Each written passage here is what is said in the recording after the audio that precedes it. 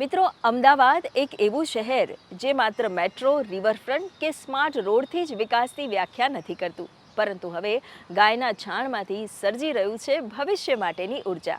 જી હા, એક એવી પહેલ જ્યાં કચરો હવે બોજ નથી, પરંતુ રસોઈ અને રોજગારીનું માધ્યમ છે. અને સૌથી મહત્વની વાત, કચરામાંથી કરુણા અને કરુણામાંથી ઉર્જા. આવો જોઈએ આ અનોખી રજૂઆત. સવારના પહોરે અમદાવાદના દાણીલીમડા તેમજ બાકરોલના કરુણા મંદિરમાં સૂર્યોદય થાય છે. કોઈ ગાયને ઘાસ ખવડાવે છે, તો વળી કોઈ રસ્તા પરથી બચાવાયેલા પશુને પાણી પીવડાવે છે. અને આ દ્રશ્ય વચ્ચે એક શાંતિ અનુભવાય છે, જે શહેરની ભાગદોડમાં ભાગ્યે જ જોવા મળે. લગભગ 50,000 સ્ક્વેર મીટરમાં ફેલાયેલા આ કેમ્પસમાં આજે 750થી વધુ પશુઓનું સંવર્ધન થાય છે. પરંતુ અહીં ઉદ્દેશ્ય માત્ર સેવા નથી, પરંતુ ઝીરો વેસ્ટના લક્ષ્યને આંબવાનું છે. અને એટલે જ અહીં છાણને પણ ઉપયોગમાં લેવાય છે. દરરોજ લગભગ 2800 કિલો છાણમાંથી બને છે 46 કિલો બાયોગેસ અને ઉત્પન્ન થાય છે 35 યુનિટ વીજળી. એક સમય હતો જ્યારે આ જ છાણને લોકો ગંદકી માનતા, પરંતુ આજે એ જ છાણનો ઉપયોગ કરીને બનાવાય છે રસોઈ અને ગૌ સેવા માટે રોટલી. આ શરૂઆત દ્વારા આખું કેમ્પસ બન્યું છે ઝીરો વેસ્ટ કેમ્પસ. अलग अलग प्रकार के जो वेस्ट आते हैं, यहाँ पे श्रेडर मशीन में उसको डाल करके छोटे छोटे कण में उसको विभाजित किया जाता है और फिर वाटर के साथ उसको मिक्स करके डाइजेस्टर में डाला जाता है. डाइजेस्टर में डालने के बाद ये अंदर ही अपना पूरा प्रक्रिया करता है. उसके साथ में जो हार्मफुल गैस होते हैं या CO2 जो है गैस के साथ में, वो आउटपुट स्लरी के माध्यम से बाहर निकलता है और वो फर्टिलाइजर में कन्वर्ट हो जाता है. और ये प्लांट जो है वो 1 टन का प्लांट है. 1 टन प्लांट के एवरेज में 30 to 35 kg जितना LPG गैस हमें मिलता है.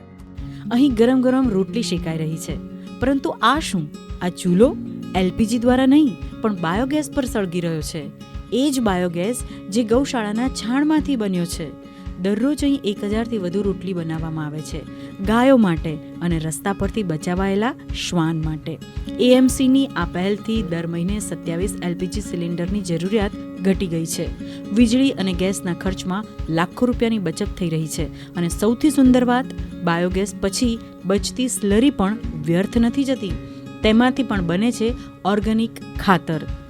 આ ઉપરાંત છાણાથી હવન સ્ટીક બનાવાય છે, તો વળી વૈદિક હોળી માટે સામગ્રી પણ તૈયાર કરવામાં આવે છે. અને આ સમગ્ર પ્રક્રિયાને 13થી વધુ લોકોને રોજગારી પણ આપી છે.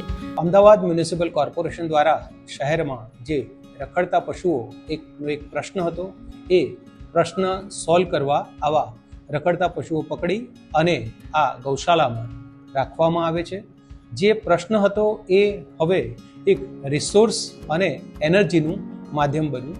દૈનિક ધોરણે એમાંથી જે જનરેટ થતા છાણમાંથી બાયોગેસ, છાણા, સ્ટીક, ટિક્કી, ઇલેક્ટ્રિસિટી, રોટી આવી તમામ પ્રકારની જે ચીજ વસ્તુઓ બને છે. અને અહીંયાનો કોઈ પણ વેસ્ટ એ વેસ્ટ નથી, પરંતુ બેસ્ટ છે. લેન્ડફિલમાં કચરાનો પ્રોબ્લેમ છે, નદીમાં કચરાનો પ્રોબ્લેમ છે, સ્પેસમાં બી કચરાનો પ્રોબ્લેમ છે.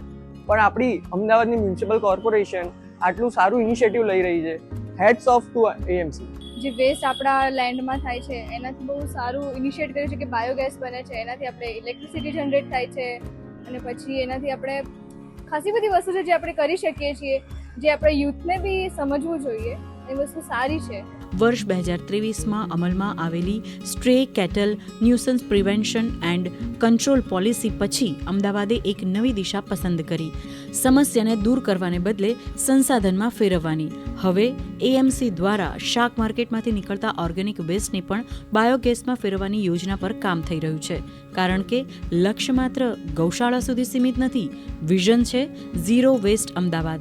એક એવું શહેર જ્યાં કચરામાંથી પણ વિકાસની સુગંધ આવે, જ્યાં ટેકનોલોજી સાથે સંસ્કરણ પણ જીવંત રહે, જ્યાં પ્રાણી, પર્યાવરણ, માનવતા અને આધુનિકતા ચારેય સાથે આગળ વધે.